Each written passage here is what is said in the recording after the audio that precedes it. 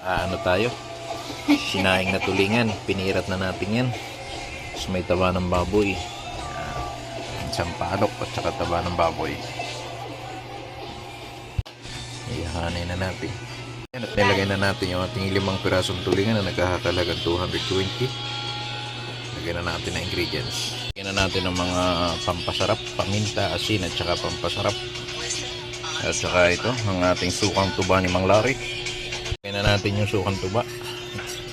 Ayan, pakukuloan na po natin at palalambutin na. Ito natin. Ngayon na.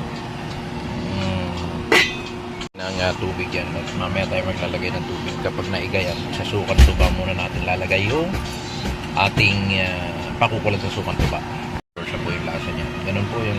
Good morning, good morning. Ito na po yung ating sinaing na tulingan mga kriyan.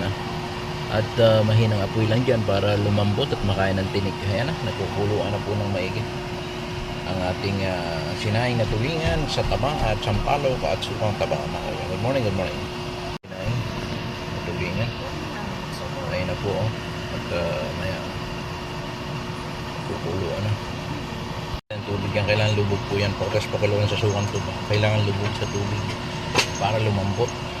Nagbabanto naman ng tubig yan sa ating sinaing na tulingan. Morning morning mga tiyan, ito na yung ating sinaing na tulingan na update kung luto ng ating ito na ang ating malinamnam na sinaing na tulingan na may taba ng baboy at sampalok. Good morning everyone.